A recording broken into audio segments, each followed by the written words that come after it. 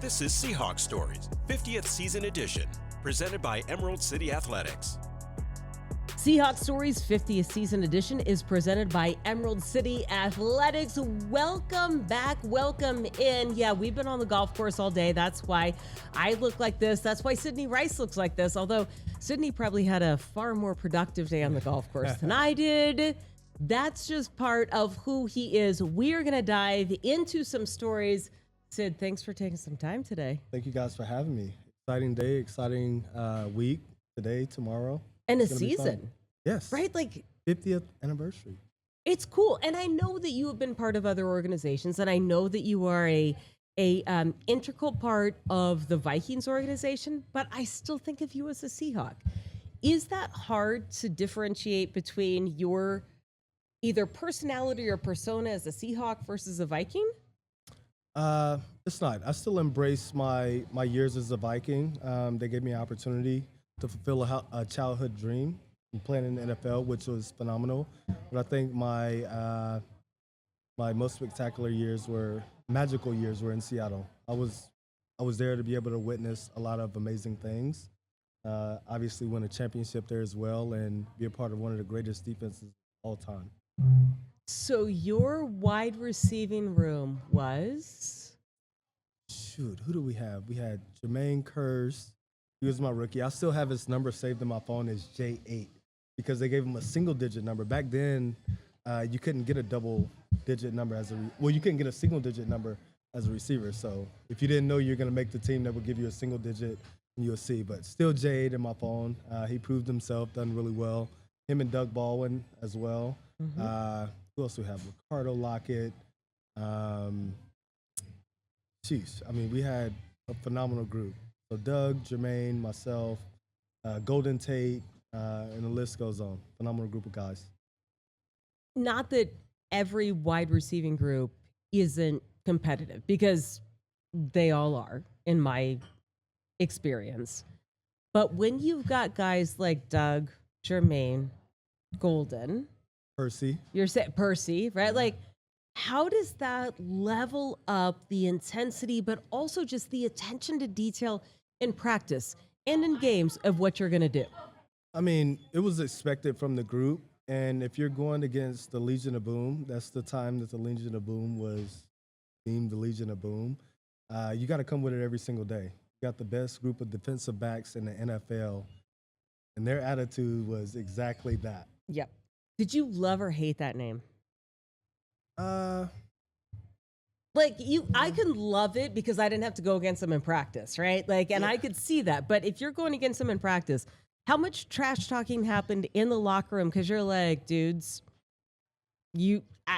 where'd you get that name? I mean, we all know the story of how it came about. Somebody, you know what I'm actually hearing, peeps? Fire. I'm hearing just a little hesitation, and I'm hearing just a little pump the brakes on that.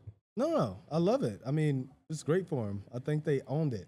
That's what they did. They owned that.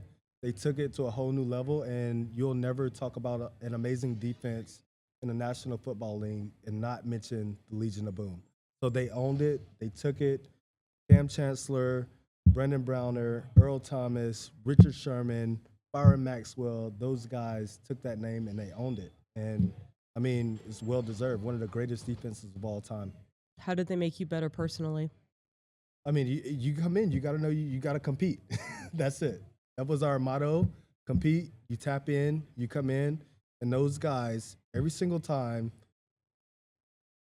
I'm not going to use French words, but they talk their Wait, but I do think that there's a misperception, or at least a perception, that they freelanced a lot and that, they just kind of showed up and they hit people and they were just violent. I think what you're also saying is they knew their stuff. They did. They knew their playbook, and it made you better. All of that stuff is great. You can be athletic, you can be fast as you want, you can hit as hard as you want, you can make plays, but you also have to be smart. And I think Richard Sherman doesn't get as much credit. Earl Thomas doesn't get as much credit. Cam Chancellor doesn't get as much credit for their IQ of the game. They understood the game, and that's why they were so phenomenal in my opinion. Nobody gives them credit for that. They were amazing, but they were smart as well. They knew what was going on. It's not like they didn't know the plays and they were going to jump something. They jumped it because they knew what was about to happen. Yep. And I think that's what made them special. So that 2012 season, I don't remember when I realized it was a special team, but I knew in the playoffs. I knew when we lost to Atlanta. You're like, this team is, next year we got this. Like there was something, that was the only loss, that's the only playoff loss I've ever actually felt good about, was 2012. I agree. We lose in Atlanta, and we were 30 seconds away, and you're starting to celebrate on the sidelines a little bit, and then you realize that the game isn't going to go your way, and you still walked out of there feeling like we got this. Like we're the team to beat next year. One play away. The rookie came in. Russell played phenomenal. We were one play away. They scored a touchdown to win the game, but we knew at that point we were able to compete. What were the ups and downs of that year? Oh man, that was a pretty crazy year. We had a ton of road games, and I still don't think we get as much credit. There's something about being on the West Coast in this northwest corner pocket that they just want to do you dirty. I'm gonna say it. They want to do us dirty over here, and they want to send us on all of these crazy road games all the way across the country, come back and play. I mean, what was it? Even last year, even for last like 3 games in 11 days. You're right. And it's not the outbound trip that kills you. Like the outbound trip on a Friday is fine. It's the inbound getting home at 4 a.m. knowing that you've got to get to work at 6:30 in the morning that kills you. And then you right? might like have a Thursday night game. Right. It's crazy. But that's the thing that kills you. I mean, I think that year was phenomenal. Lots of road trips. We played really well. We went out to Washington. We won. We went out to Chicago. We won. A bunch of different East Coast trips, and we competed. We played well. Okay. Chicago. That's not just like a game that you won. That game for you is pretty significant. It was a great game. I think of that game as being significant for you. Right? I do as well. You go into Soldier Field. I had a really good game. I think I had right around 100 yards. Golden Tate had an amazing game that game. I was fortunate enough to catch the game-winning touchdown in that one. Unfortunately, I got knocked out, but crossed the goal line, which is all that matters at that point. It is, but when you look at that highlight, what do you remember about it? Do you remember crossing the goal line, or is it only in watching the highlight do you remember what happened? No, I remember it 100%. We practiced that play throughout the week, did it. Set Charles Tillman up, which is one of the best defensive backs I faced throughout my career. Faced him when I was in Minnesota. Phenomenal IQ. Peanut punching the ball out. He led the way for most of the guys reaching in to punch the ball out. Set him up off the line. Thought I was blocking him. He looked inside, and I just took off, came across, caught the ball, retched across in it, and then Major Wright. It wasn't a crazy hit. And Major, I'm talking to you. You always think this is an amazing hit that you crushed somebody, and it wasn't. He hit me with his elbow on the back of the head, which happens all the time. And if you hit somebody in the right spot, you knock them out. And that's what happened. Didn't get crushed, just got hit in a perfect spot in the back of the head, knocked me out, crossed the goal line, and scored the touchdown. And never forget, I'm completely knocked out.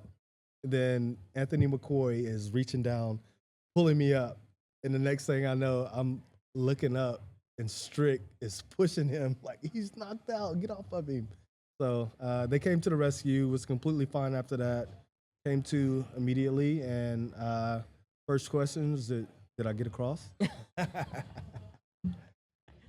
So it's not a scary moment for you. That's like a highlight for you. Yeah, not a scary moment. I mean, it comes with the game. You know what's going to happen. Those things are going to happen, unfortunately. It's a part of the game. It's a brutal game. It's a tough game. Great training staff, great people around us. They made sure I was fit enough to play the next game. As I mentioned, I came to immediately, remembered everything, and we're ready to roll the next week as well. This NFL season, feel every play, every hit, every moment with Sony 1000 XM5 noise canceling headphones, the official headphones of the Seattle Seahawks. With premium noise canceling headphones, you are in the zone, no distractions, just pure football. Whether you are in your living room or on the go, you will never miss a beat with Sony headphones. There's a lot going on because we've just played in a golf tournament today. We've got a whole bunch of Seahawks legends. Sidney Rice is breaking this down. We've talked about the touchdown in Chicago, the knockout blow. What was different in the offseason after that 2012? So we lose January 2013 in Atlanta. Mm-hmm. We all feel the momentum. What was different about that offseason compared to all the other off seasons that you've ever experienced? It was great. We had momentum, as you mentioned. I think the major thing for us going into that Atlanta game was playing the Patriots that year, and we had to face Tom Brady at home, and it came down to, I think, like the last minute and 23 seconds. Run a double route, 50 yards out, 55 yards out. Russell throws an amazing ball. I catch it in the end zone, and we beat the Patriots. And I truly believe that was our turning point as a team, that we knew we could win and we could compete with anybody. Obviously, the "You Mad Bro" game, Richard Sherman and running up to Tom Brady after the game. But I think that was the catalyst to get us there. Then that offseason, it was just basically swag the rest of the way through. We knew we could compete. We knew we had amazing defense. Coaching staff was phenomenal. Everybody was on top of their game. And coming into the 2013 season, we felt like we could win. When Sherm does the "You Mad Bro," are you like, yeah, you go? Are you like, hey, dude, like, just back it off just a second? Like, we do not need to incite every team in the NFL with this, like, statement game. That's a great question. And initially, I was like, all right, I'm like, you don't need to go and do all of this stuff. But at the same time, I realized who Sherm was. And Sherm knew who Sherm was at that point. And at some point, as a spectator, you got to back off and let the man be who he is, because it's no Legion of Boom without that attitude that Sherm brought.